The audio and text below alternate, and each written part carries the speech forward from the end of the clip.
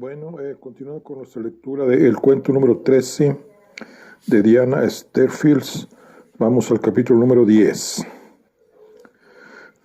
El estudio de Dickens. Terminé de pasar a limpio las notas de esa jornada. Los 12 lápices ya no tenían punta, de modo que me puse a afilarlos, uno a uno. Los introduje en el sacapuntas. Si giras la manivela de forma lenta y regular, a veces puedes conseguir que la viruta de madera con carboncillo se rice y cuelgue de una sola pieza, hasta la papelera. Pero esa noche estaba cansada y se quebraban constantemente bajo su propio peso.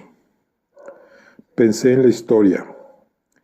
El ama y John D. me inspiraba simpatía. Charlie e Isabelle me inquietaban. El médico y su esposa tenían la mejor de las intenciones, pero sospechaba que su intervención en la vida de las gemelas no iba a traer nada bueno. Las gemelas me tenían desconcertada. Sabía lo que otra gente pensaba de ellas.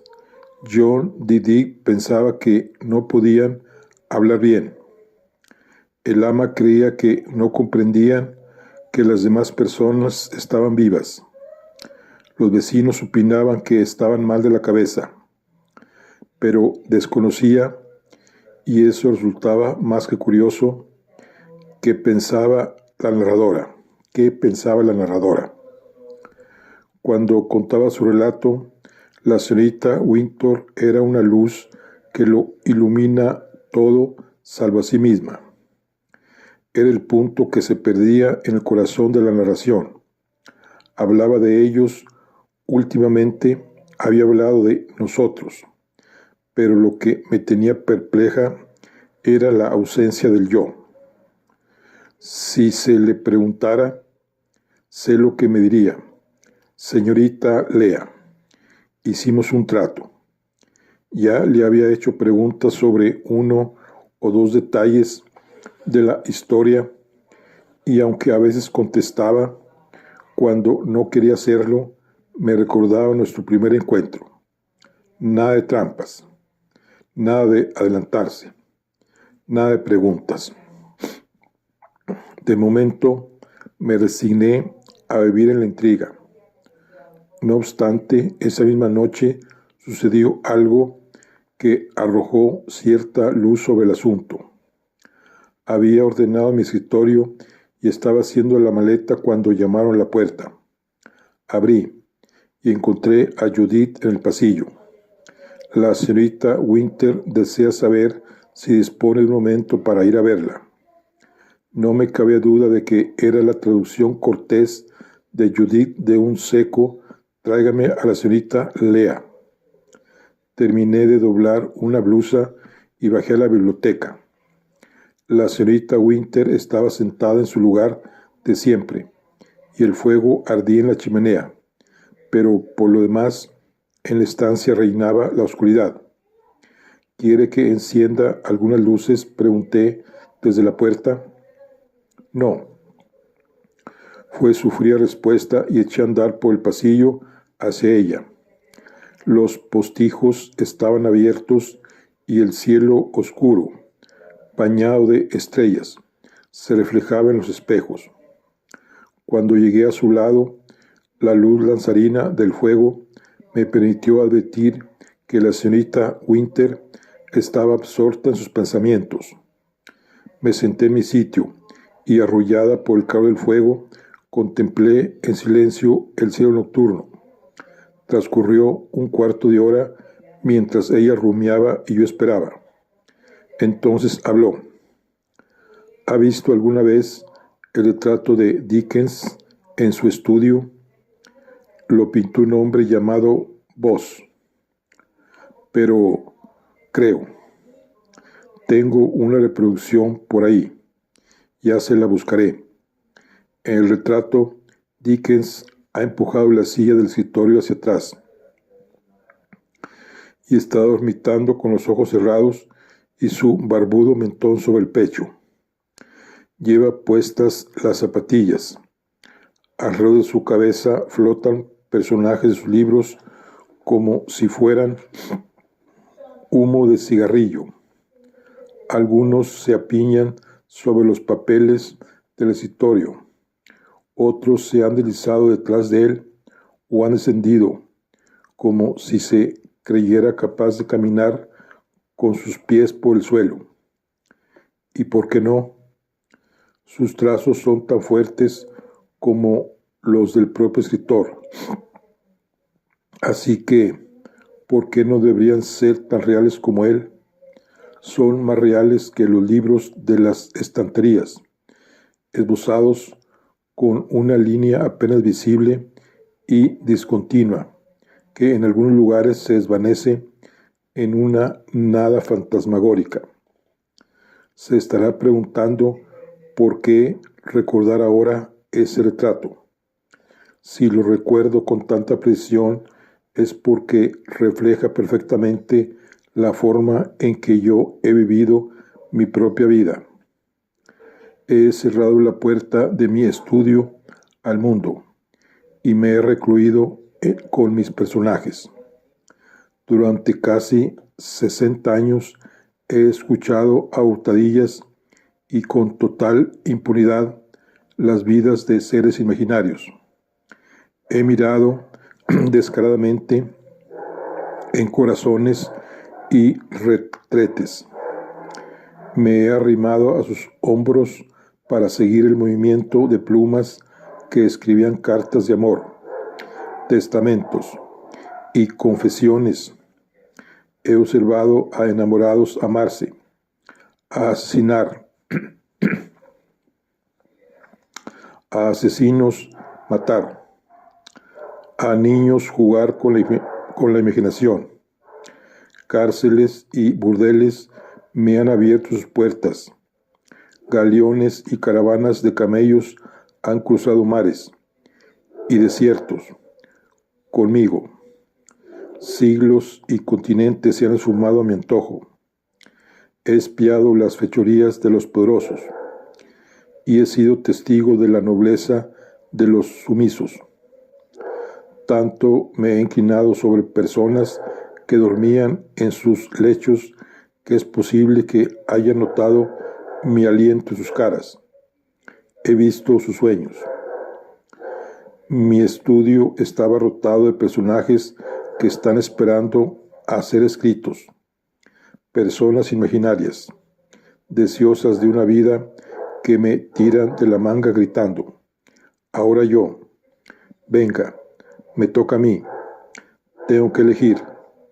Y en cuanto ya he elegido, el resto calla durante 10 meses o un año hasta que llego al final de una historia y el clamor se reanuda. Y de vez en cuando, a lo largo de todos estos años, he levantado la cabeza de la hoja al final de un capítulo, al detenerme para pensar con calma después de una escena de muerte o simplemente buscando la palabra justa. Y he visto una cara detrás de la multitud, una cara familiar, tez clara, cabello pelirrojo, ojos verdes. Sé perfectamente quién es, pero nunca deja de sorprenderme verla. Siempre me pilla desprevenida. Muchas veces he abierto la boca para hablarme, pero durante décadas estuvo demasiado lejos para que yo pudiera oírla, y además, en cuanto me percataba de su presencia, yo desviaba la mirada y fingía no haberla visto. Creo que no se dejaba engañar. La gente se pregunta por qué soy tan prolífica. Pues bien, el motivo es ella. Sí, he empezado un libro nuevo 5 minutos después de haber terminado el último. Se debe a que levantar la vista del escritorio significaría encontrarme con su mirada. Los años han pasado. El número de mis libros en los estantes de las librerías ha crecido, y por consiguiente la multitud de personajes que flotan por mi estudio ha menguado. Con cada libro que he escrito, el murmullo de las voces se ha hecho más quedo. La sensación de ajetreo en mi cabeza ha disminuido. El número de rostros reclamando mi atención ha bajado.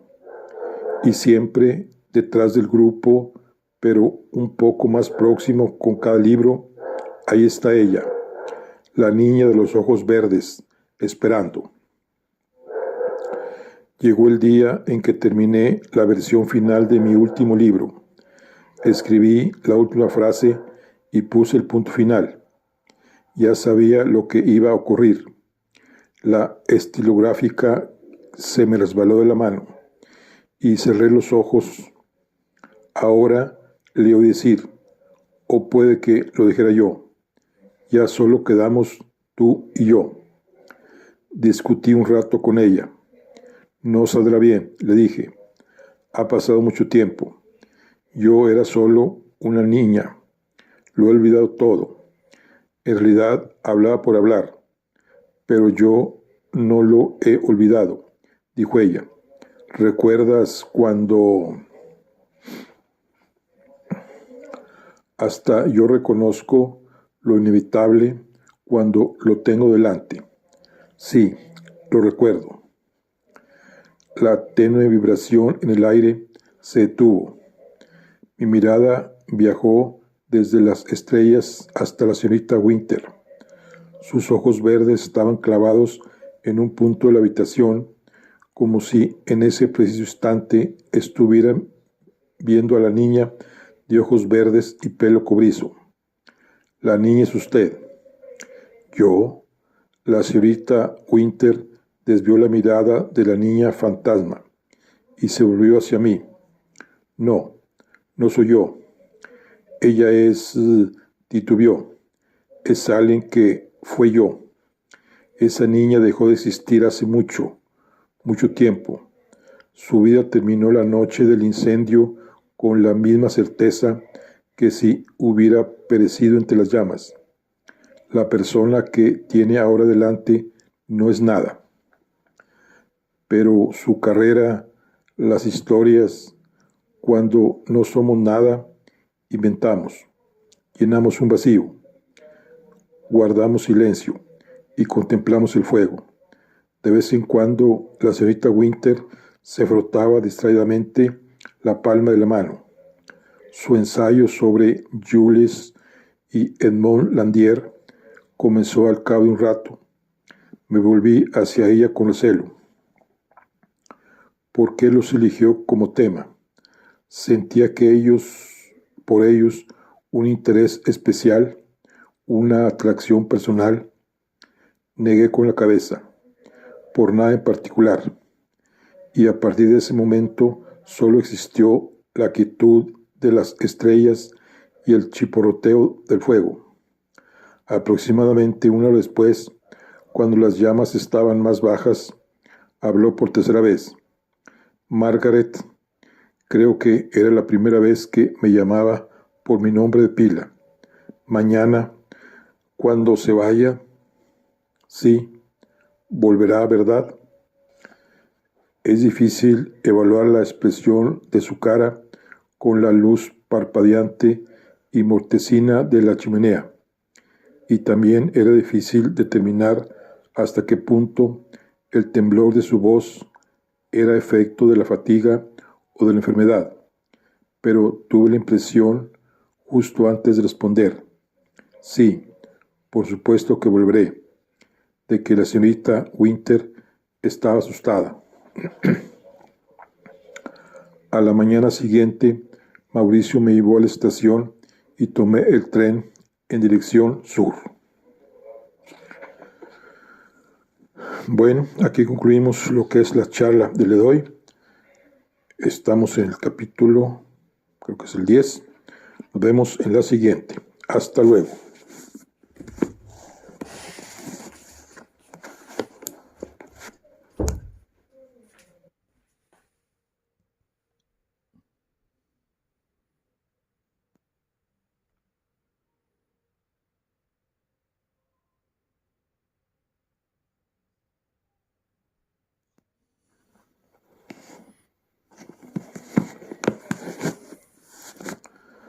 Bueno, continuamos con nuestro libro de el cuento número 13 de Diana Sterfield. Vamos a iniciar lo que es el capítulo número 11.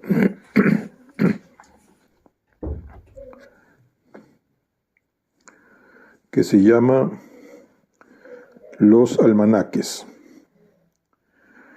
¿Qué mejor lugar para iniciar mis indagaciones que en casa, en la librería?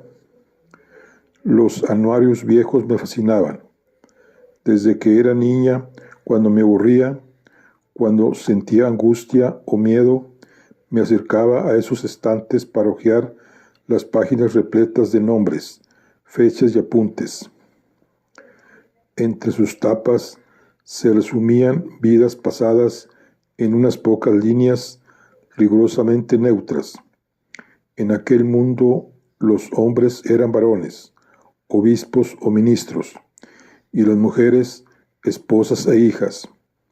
No había ninguna notación que revelara si a esos hombres les gustaba desayunar riñones. Ningún apunte señalaba a quién amaba o qué les daba miedo en la oscuridad cuando apagaban la vela por la noche. No había ningún dato personal. Así pues, ¿qué era lo que me conmovía tanto de esos breves comentarios sobre las vidas de hombres fallecidos?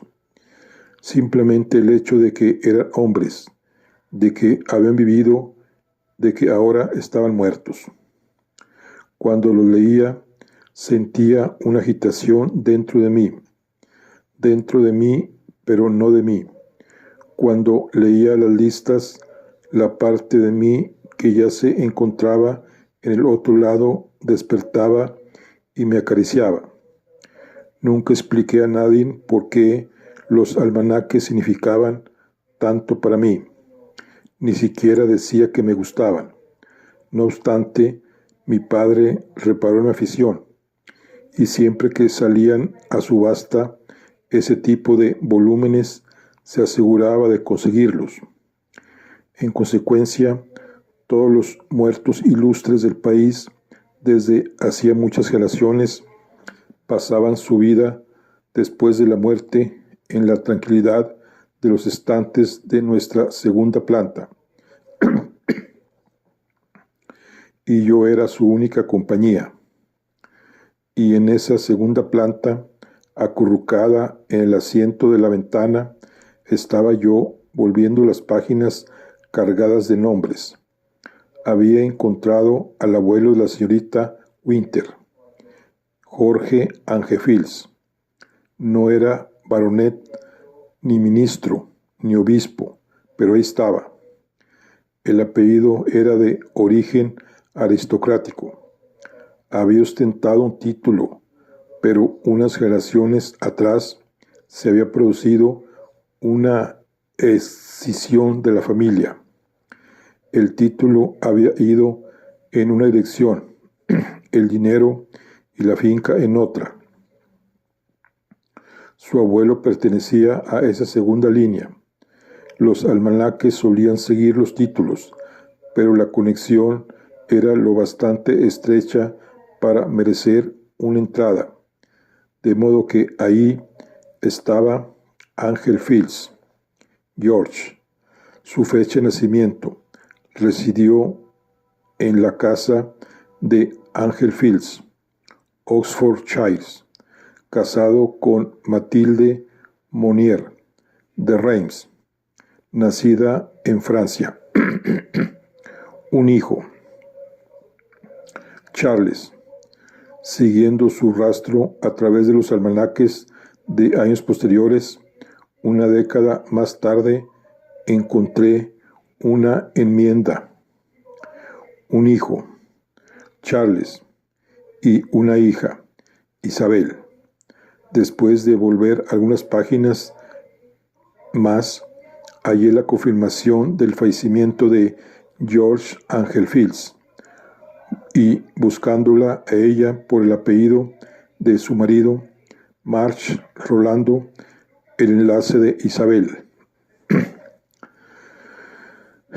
Por un momento me hizo gracia pensar que había hecho todo el viaje hasta Yorkshire para escuchar la historia de la señorita Winter cuando siempre había estado ahí, en los almanaques, unos metros por debajo de mi cama. Luego, no obstante, empecé a pensar con lucidez. ¿Qué demostraba esa información impresa? Únicamente que George y Matilde y sus hijos Charles e Isabella habían existido. ¿Cómo sabía yo que la señorita Winter no había encontrado esos nombres de la misma forma que yo, hojeando aquellos volúmenes? Había almanaques en cualquier biblioteca de todo el país. Quien quiera que lo deseara podía consultarlos. Y si la señorita Winter había encontrado una colección de nombres y fechas y había bordado una historia en torno a ella para entretenerse, además de mis recelos, tenía otro problema. Rolando March había fallecido y la información sobre Isabella terminaba con aquella muerte. Los anuarios configuraban un mundo extraño. En el mundo real, las familias se ramificaban como los árboles. La sangre mezclada por medio de uniones maritales pasaba de una generación a la siguiente, creando una red de conexiones cada vez más extensas. Los títulos, en cambio, pasaban exclusivamente de un hombre a otro. La estrecha progresión lineal que los almanaques gustaba de resaltar. A cada lado de la línea correspondiente al título aparecían unos pocos hermanos más jóvenes, sobrinos y primos, que estaban lo bastante cerca para caer dentro del círculo de luz del almanaque. Hombres que podrían haber sido lords o barones, y aunque no se decía, hombres que aún estaban a tiempo de serlo si se producía una determinada sucesión de tragedias.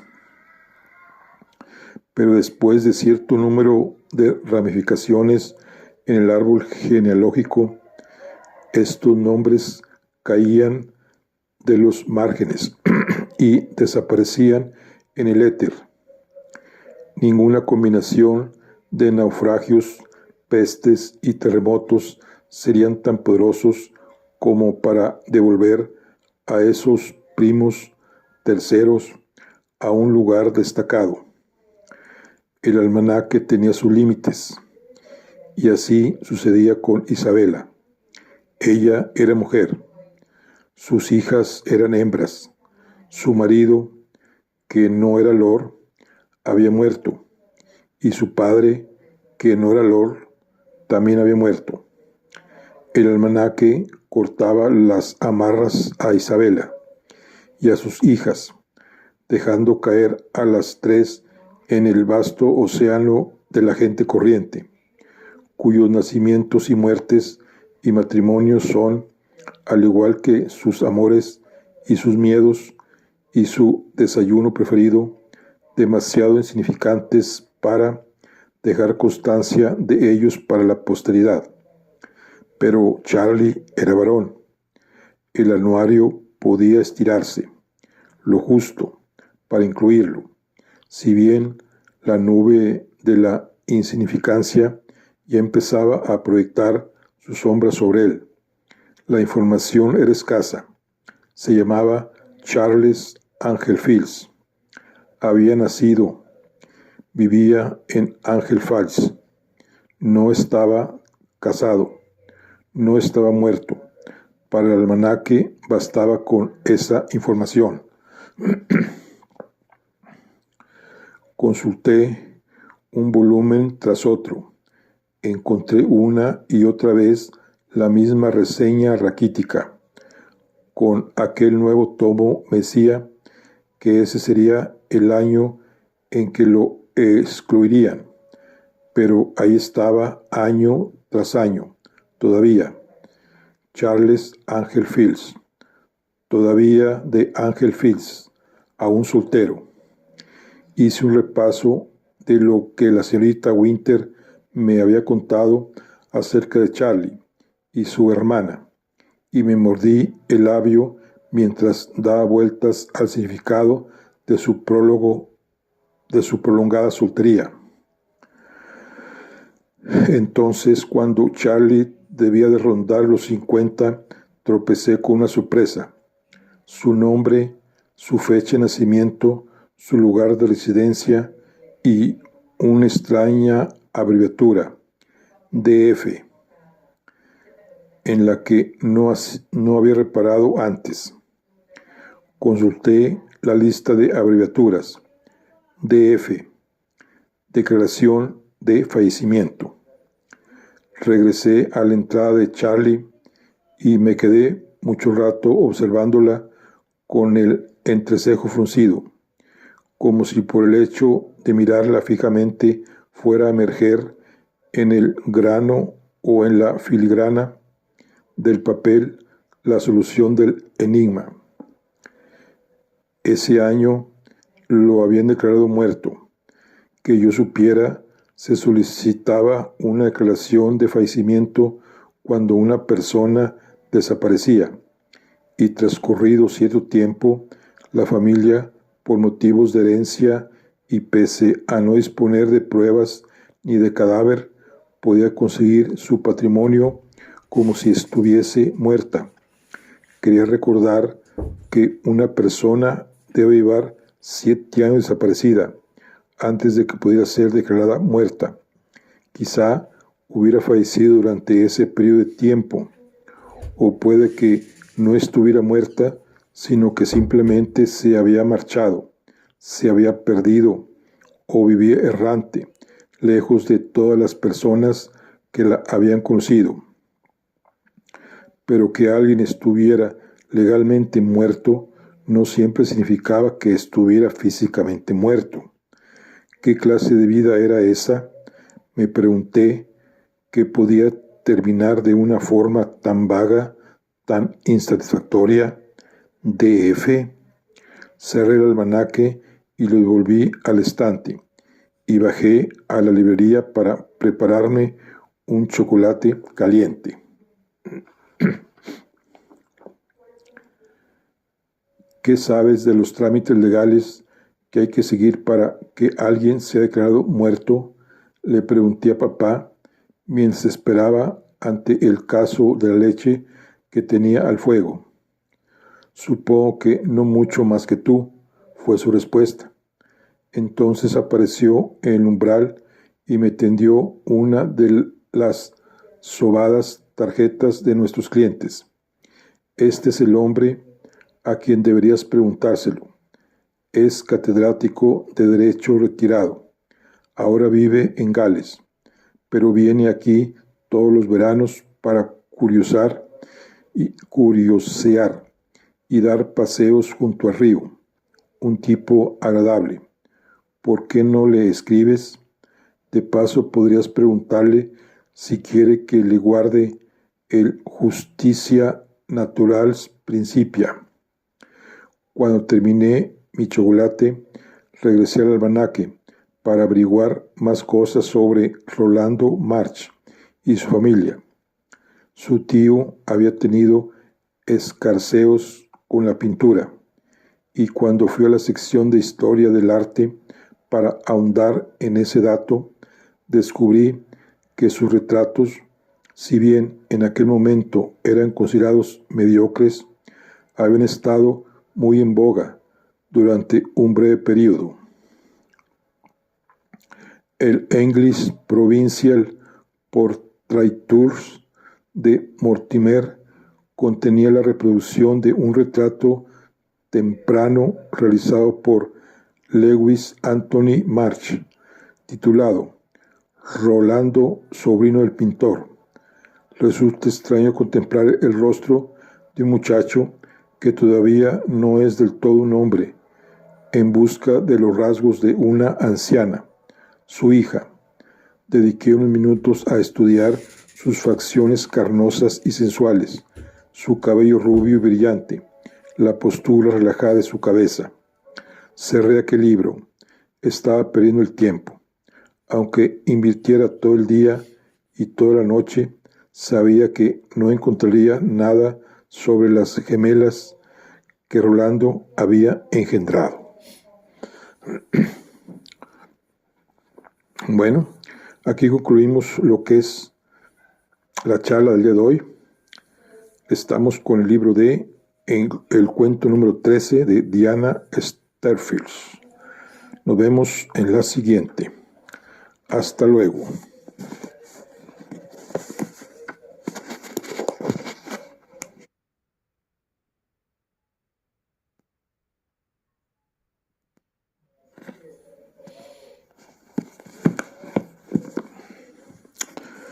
Bueno, continuando con nuestro libro de el cuento número 13 de Diana Sterfield, continuamos.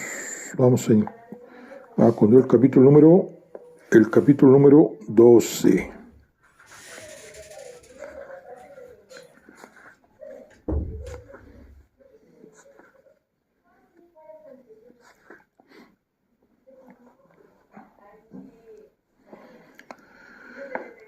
En los archivos del Banbury Herald. Al día siguiente tomé el tren a Banbury y las oficinas del Banbury Herald. Un hombre joven me enseñó los archivos.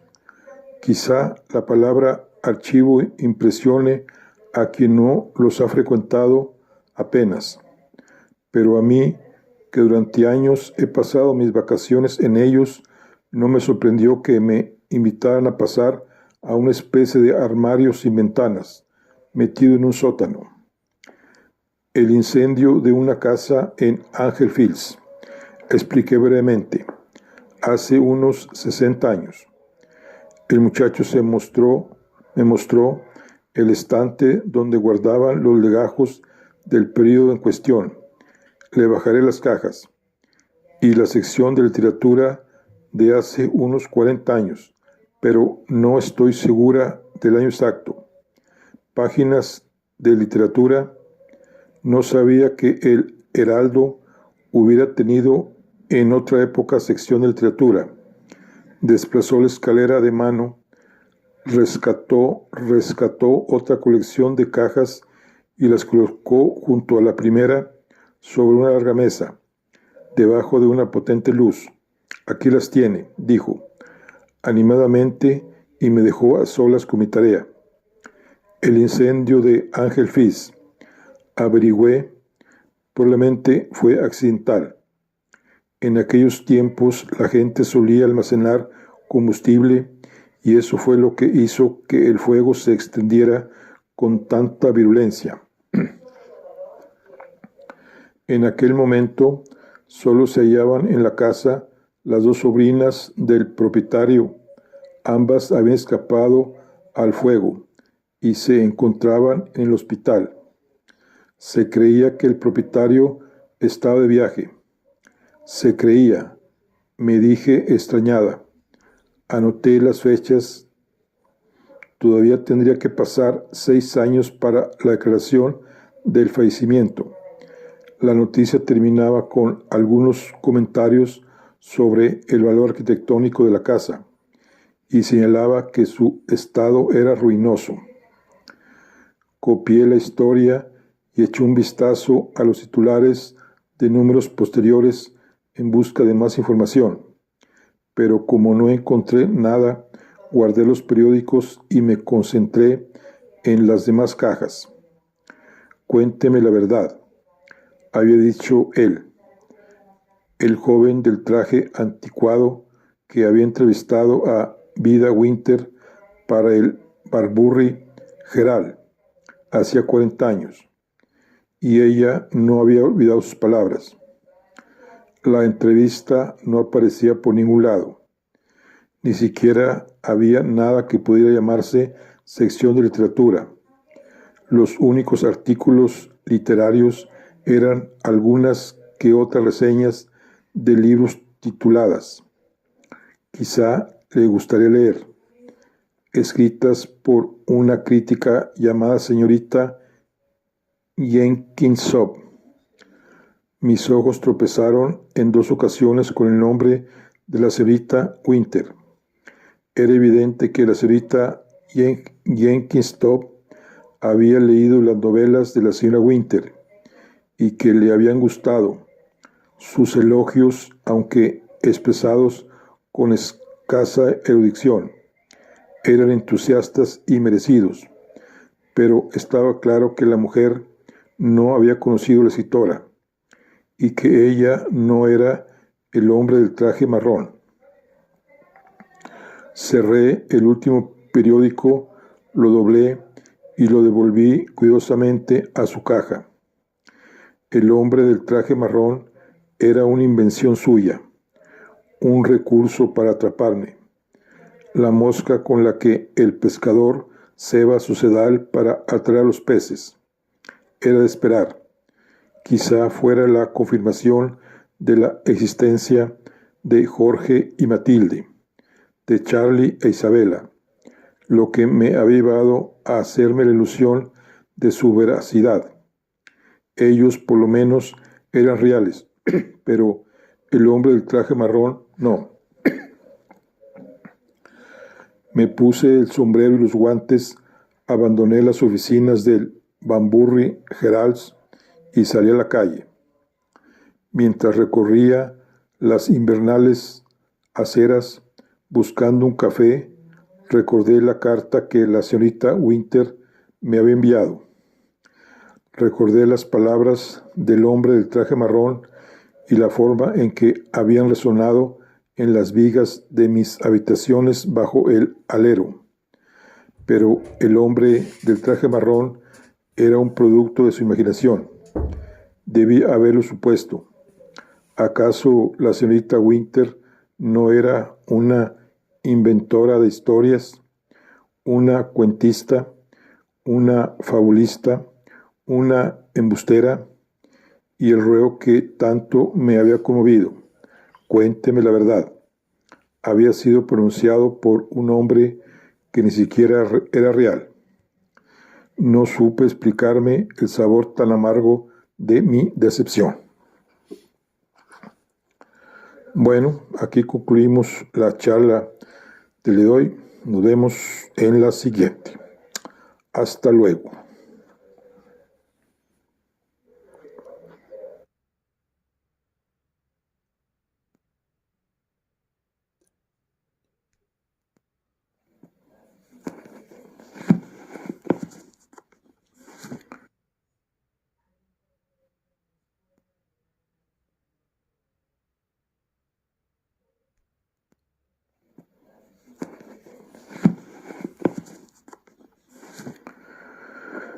Bueno, continuamos con nuestro libro de El cuento número 13 de Diana Stirfields.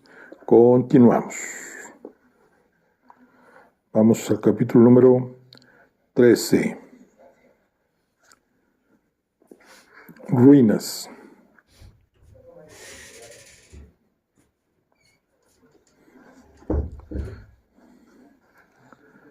Desde Banbury tomé un autobús.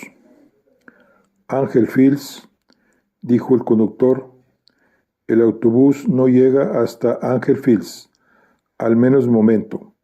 Tal vez cambie el recorrido cuando hayan construido el hotel. ¿Piensan construir uno allí? Están echando abajo una casa en ruinas para construir un hotel de lujo. Puede que entonces pongan un servicio de autobuses para el personal. Pero lo mejor que puede hacer ahora es bajarse en el Hart and Holmes de Cheney Road y seguir a pie, 1,5 kilómetros más o menos creo. No había mucho que ver en Angel Fields, una sola calle, cuyo letrero de madera rezaba, con lógica simplicidad, The Street, The Street. Pasé por delante de una docena de casitas adosadas por pares.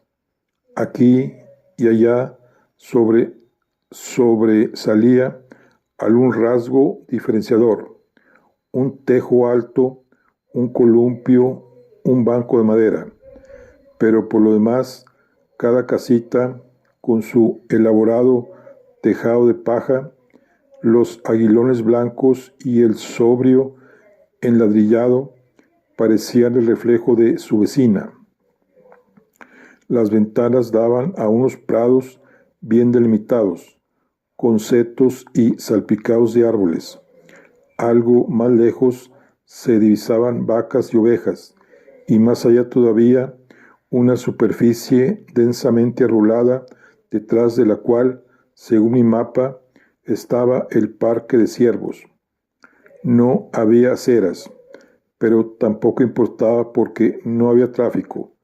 De hecho, no vi señales de presencia humana hasta que dejé atrás la última casa y llegué a una tienda que hacía las veces de oficina de correos.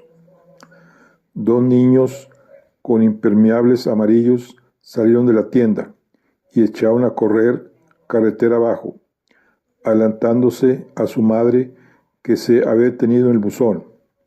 Rubia y menuda, estaba intentando pegar los sellos de los sobres sin que se le cayera el periódico que sujetaba bajo el brazo.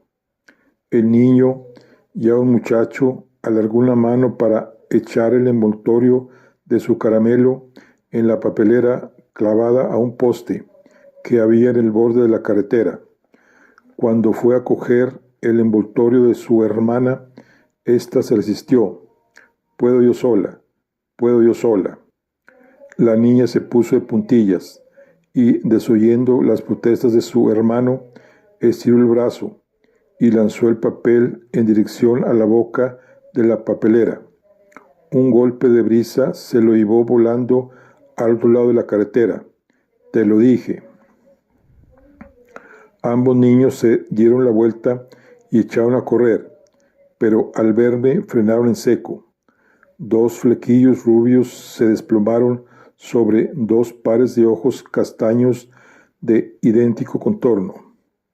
Dos bocas se abrieron con la misma expresión de asombro. No eran gemelos, pero casi. Me agaché a recoger el papel y se lo tendí. La niña, deseosa de recuperarlo, hizo ademán de adelantarse. Su hermano, más prudente, alargó un brazo para cortarle el paso y exclamó: «Mamá». La mujer rubia, que nos observaba desde el buzón, había contemplado la escena. «Está bien, deja que lo coja». La niña cogió el papel de mi mano sin levantar la vista. «Dale las gracias», dijo la madre. Los niños obedecieron de manera comedida. Se dieron la vuelta y partieron dando saltos de alivio. Esta vez la mujer aupó a su hija para que llegara a la papelera, y mientras lo hacía se volvió hacia mí y observó mi cámara fotográfica con discreta curiosidad.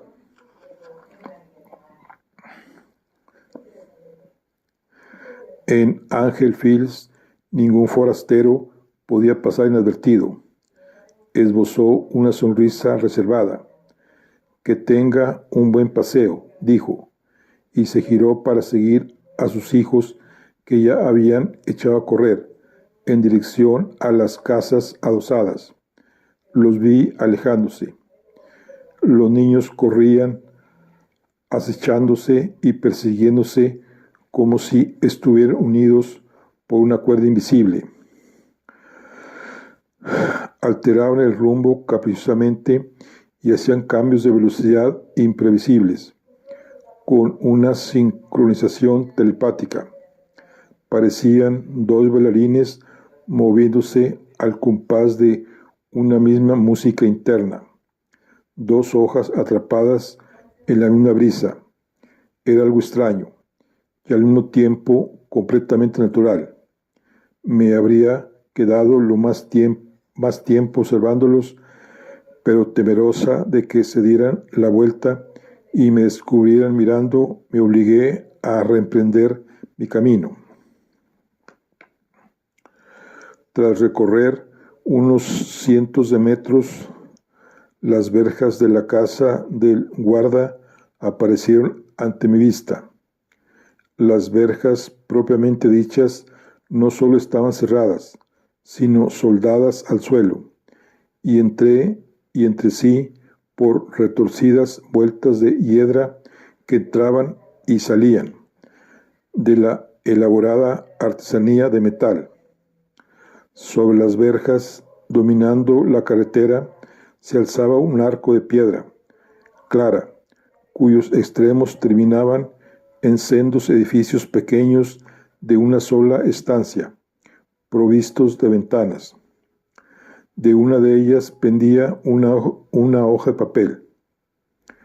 Como lectora empedernida que soy, no pude resistir la tentación, así que me encaramé a la hierba alta y húmeda para leerla, pero era un aviso fantasma.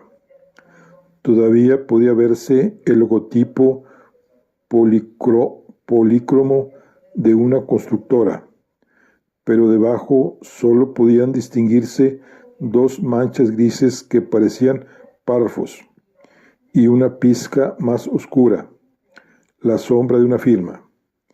Debían de haber sido letras, pero varios meses de fuerte sol habían esteñido su significado. Estaba segura de que tendría que caminar un largo tramo alrededor de la linde para dar con una entrada, pero apenas después de unos pasos llegué a una pequeña puerta de madera abierta en un muro con un simple pestillo para asegurarla. En un instante ya estaba dentro. En el camino, que en otros tiempos había sido de grava, las piedrecillas se mezclaban con parches de tierra desnuda y hierba achaparrada. Conducía, dibujando una larga curva, hasta una pequeña iglesia de piedra y sílex, con un cementerio.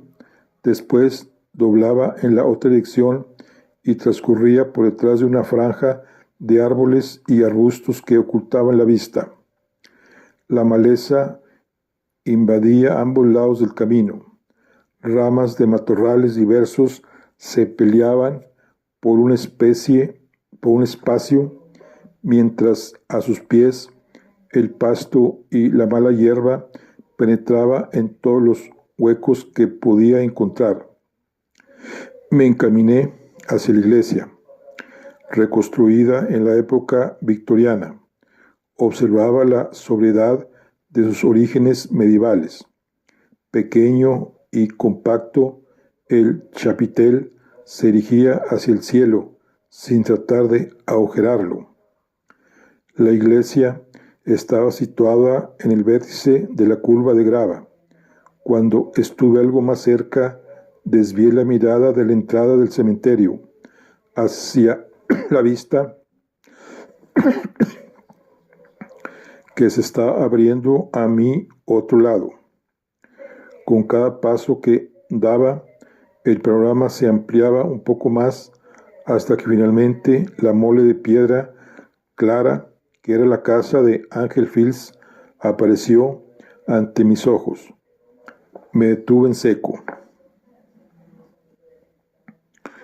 La casa descansaba en un ángulo inverosímil.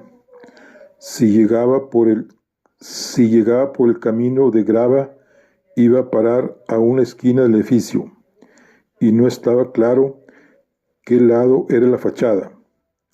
Parecía como si la casa supiera que debía recibir a sus visitantes de cara, pero en el último momento no pudiera reprimir el impulso de darse la vuelta y mirar hacia el parque de ciervos y los bosques que se extendían más allá de los bancales. El visitante no era recibido por una cálida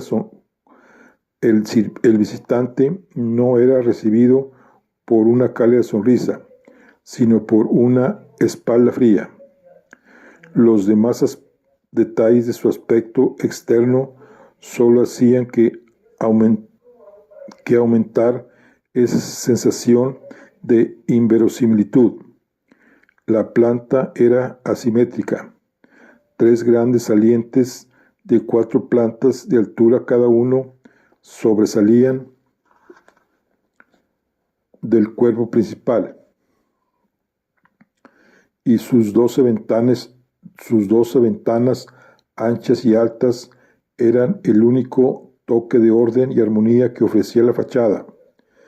En el resto de la casa, las ventanas estaban repartidas sin orden ni concierto. No había 2 iguales. Ninguna coincidía con su vecina de arriba o de abajo, de la derecha o de la izquierda.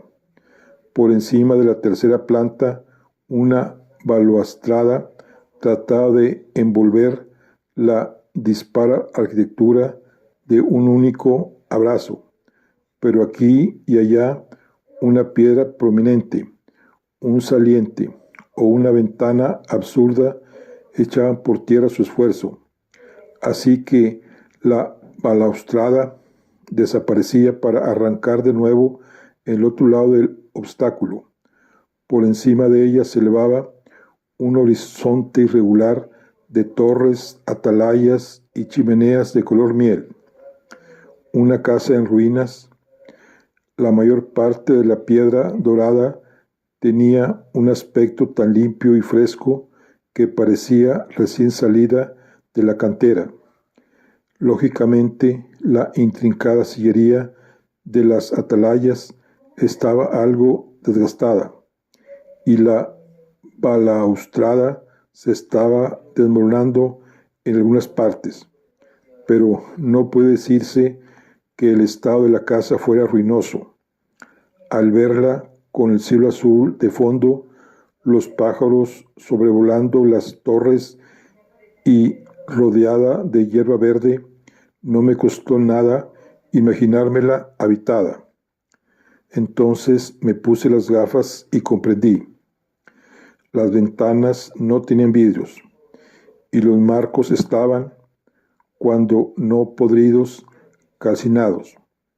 Lo que había tomado por sombras sobre las ventanas del ala derecha eran manchas de tinte, y los pájaros que hacían piruetas en el cielo no descendían en picada detrás de la casa, sino dentro de ella.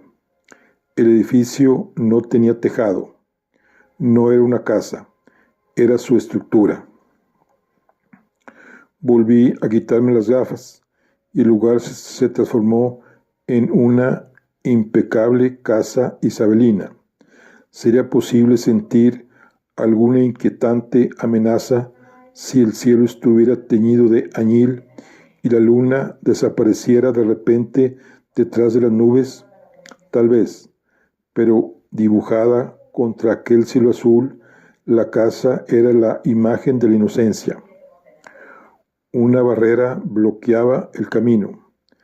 Tenía colgado un aviso: peligro, no pase. Al reparar en la ranura donde convergían las 2 secciones de la barrera, retiré una, entré y la volví a colocar en su sitio. Después de doblar la fría esquina, fui a parar a la fachada de la casa. Entre el primer y el segundo saliente, 6 escalones bajos y anchos conducían a una puerta de madera de doble hoja. Los escalones estaban flanqueados por 2 pedestales bajos sobre los que descansaban sendos gatos enormes, esculpidos en un material oscuro y lustroso. Las curvas de su anatomía estaban talladas con tanto realismo que cuando deslicé mis dedos por la superficie de uno de ellos, casi esperé tocar pelo y la fría dureza de la piedra me sobresaltó. La ventana de la planta baja del tercer saliente era la que tenía las manchas de tizne más oscuras, encaramada a un trozo caído de mampostería. alcancé la altura suficiente para asomarme al interior. Aquella visión me produjo un profundo desasosiego. El concepto de habitación reúne algo universal, algo familiar para todos. Aunque mi dormitorio sobre la librería, mi dormitorio de la infancia en casa de mis padres y mi dormitorio en casa de la señorita Winter difieren enormemente, los tres comparten ciertos elementos que permanecen invariables en todas partes y para todas las personas. Hasta un campamento temporal tiene algo en lo alto para resguardar de la intemperie, un espacio para que la persona entre, se mueva y salga, y algo que le permita diferenciar el interior del exterior. Ahí no había nada de eso.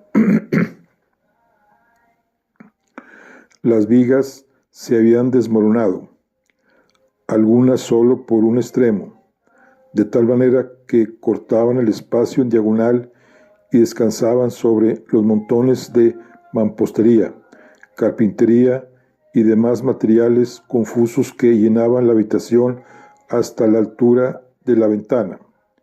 Viejos nidos de pájaros ocupaban algunos rincones y recovecos. Probablemente los pájaros habían llevado semillas consigo, la nieve y la lluvia había entrado a raudales junto con la luz del sol, así que, por increíble que pareciera, en ese espacio ruinoso estaba creciendo plantas.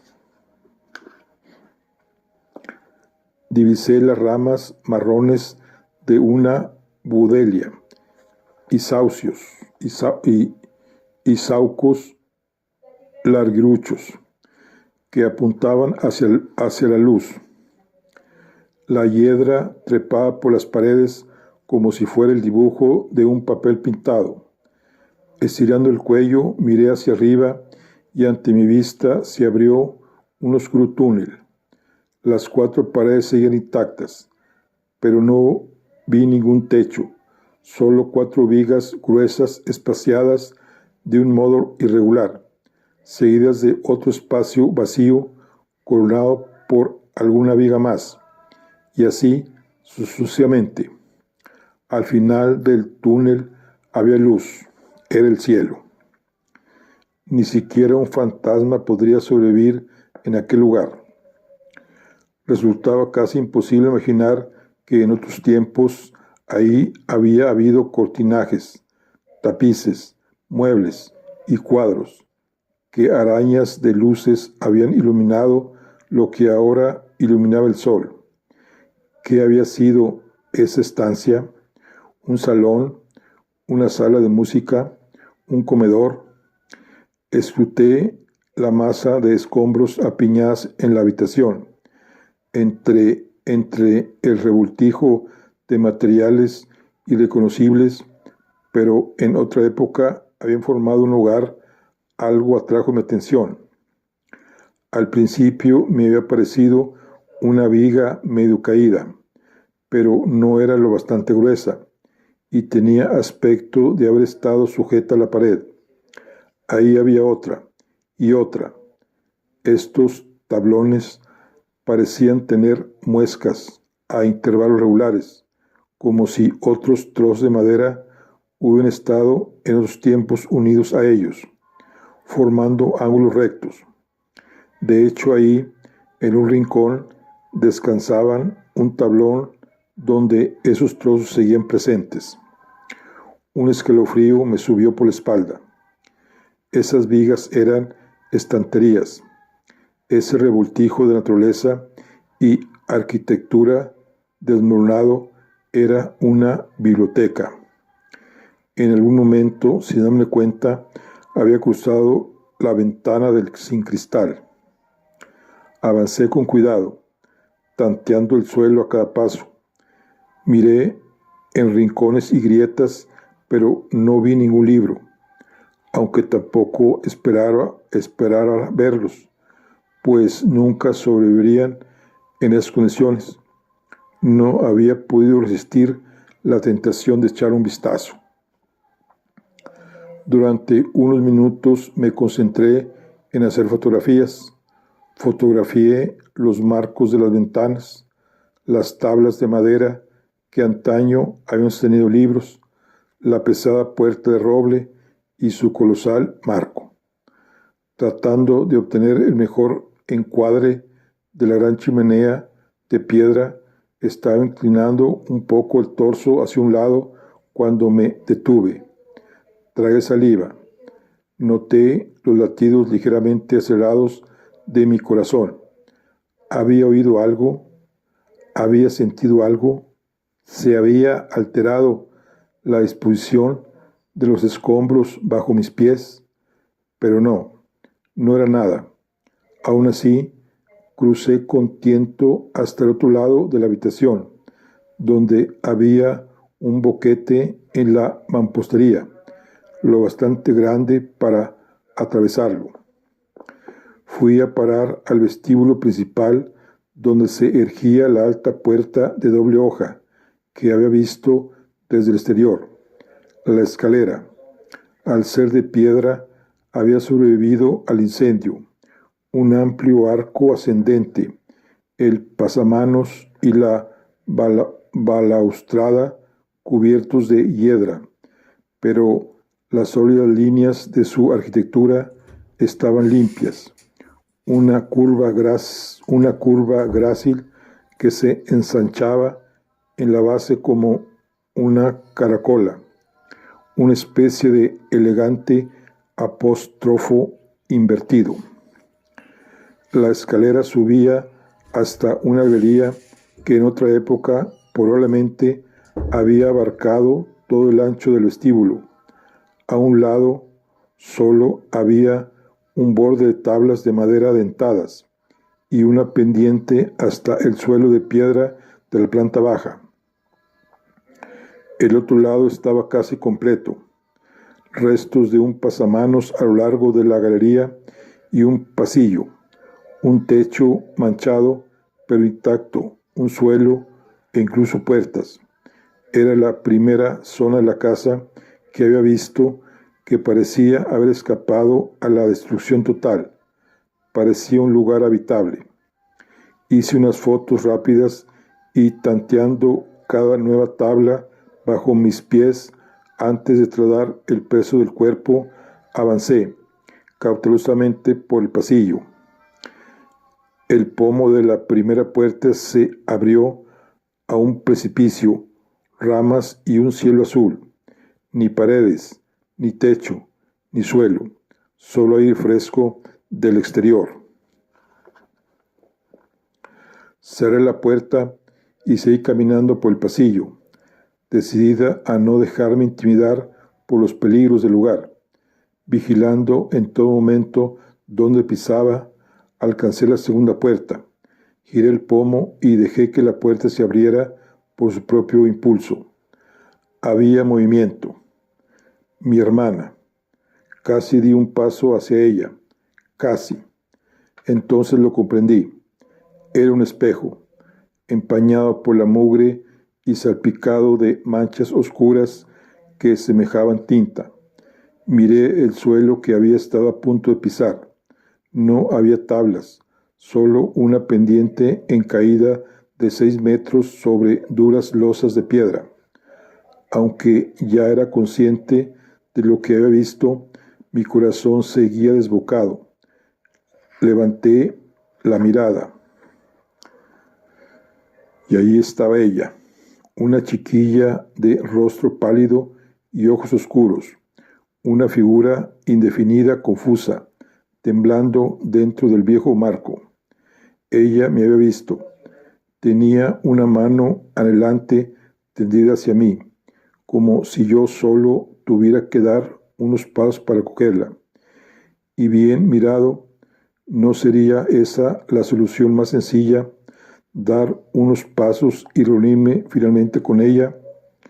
¿Cuánto tiempo me quedé observándola mientras me esperaba? No, susurré. pero su brazo seguía haciéndome señas. Lo siento. Dejó caer el brazo lentamente. Entonces levantó la cámara y me hizo una foto. Lo lamenté por ella. Las fotos hechas a través de un cristal nunca salen. Lo sé muy bien. Lo he probado muchas veces. Me detuve ante la tercera puerta, con la mano en el pomo. La regla de 3, había dicho la señorita Winter, pero ya no estaba de humor para continuar averiguando sobre su historia. Su casa llena de peligros, con su lluvia interior y el espejo engañoso, había dejado de interesarme. Decidí marcharme. Fotografiar la iglesia, ni siquiera eso. Iría a la tienda del pueblo, pediría un taxi por teléfono, iría a la estación y de ahí a casa. Haría todo eso dentro de un minuto. En aquel instante solo quería quedarme así, con la cabeza apoyada en la puerta, los dedos sobre el pomo, indiferente a lo que pudiera haber al otro lado, esperando a que mis lágrimas se secaran y mi corazón se calmara. Esperé, y de repente, bajo mis dedos, el pomo de la tercera puerta empezó a girar solo.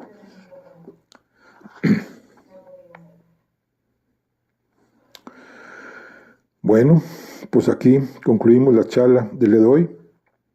Estamos con el libro de El cuento número 13 de Diana Esther Fields. Nos vemos en la siguiente. Hasta luego.